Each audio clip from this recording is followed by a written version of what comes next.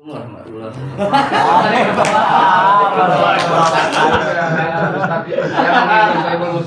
Jadi begini, kunci sukses itu kita kembalikan lagi ke diri kita. Bagaimana kita mau menjadikan diri kita itu jadi seorang yang sukses. Ya, mindset. Mindset itu juga harus dibarengi dengan kerja keras, konsistensi, disiplin, proses. Jadi sesuatu yang namanya proses itu usaha, yang namanya orang udah usaha udah ikhtiar, berarti sudah benar-benar sudah di bidangnya juga ya, ditekuni, dimaksimalkan, ya pasti akan menuju ke kategori sukses itu seperti itu. Jadi intinya harus disiplin, penataan keuangan, manajemen keuangan segala macam itu harus konsistensinya berjalan seperti itu. Nggak ada yang namanya itu semuanya serba kebetulan kan? Nggak ada yang namanya itu istilahnya kata itu sukses itu langsung tiba-tiba ada. Jadi kunci sukses itu satu yang tadi saya bilang, dari diri kita dulu. Kita mau sukses kan? Berarti kita harus tanamkan dulu ke diri kita. Saya mau sukses, saya harus lakukan apa? Ya kan begitu kan? Saya harus planning apa? Terus mencapai planning itu saya harus apa yang harus saya proses?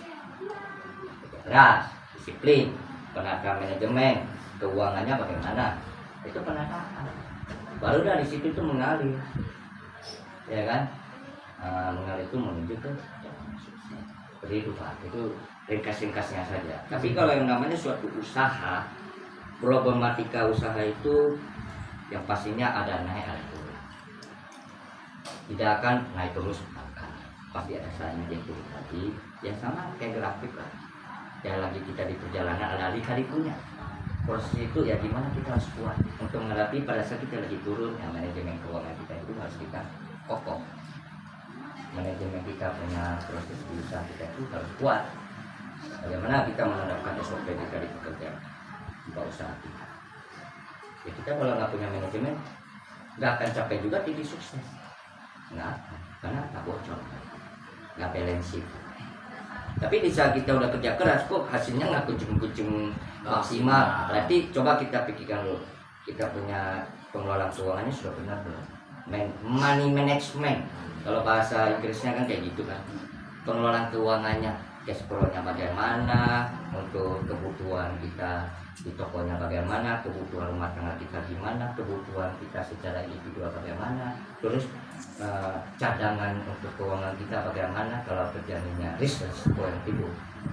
Itu yang kemarin itu mengatakan pengelolaan sistem, pengelolaan keuangan sama yaitu disiplin, dan itu harus, dan tidak boleh ada kata capek.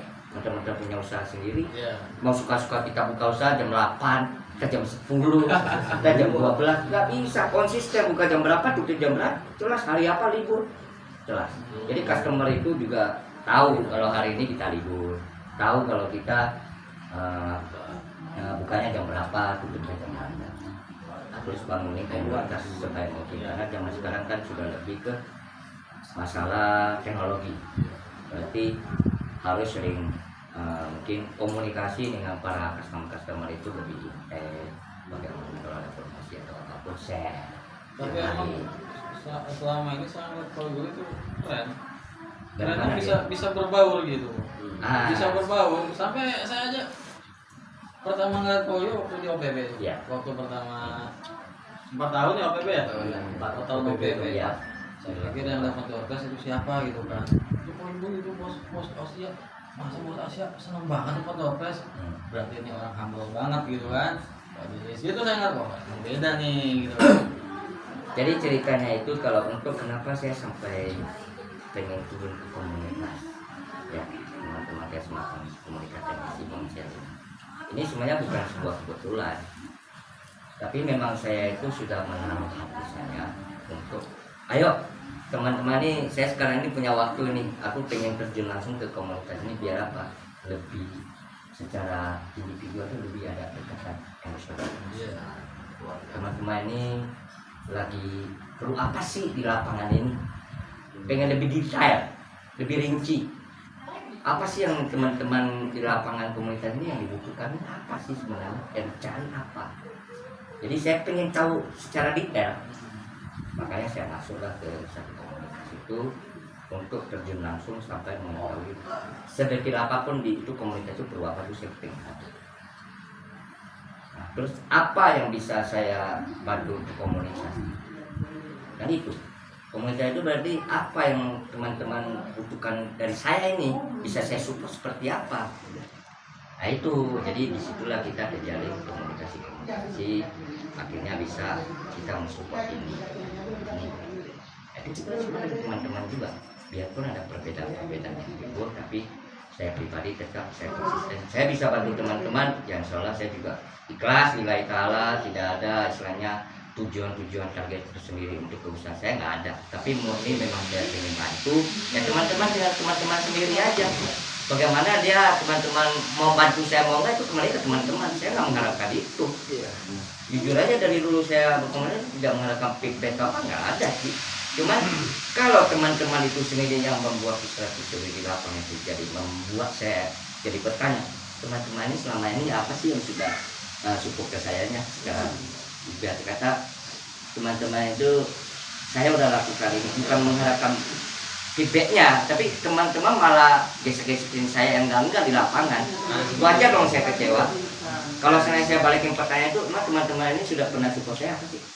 Kalau bicara teman-teman belanja ke saya, itu kan teman-teman juga butuh. Nggak belanja di saya, belanja di lain juga. Betul nggak?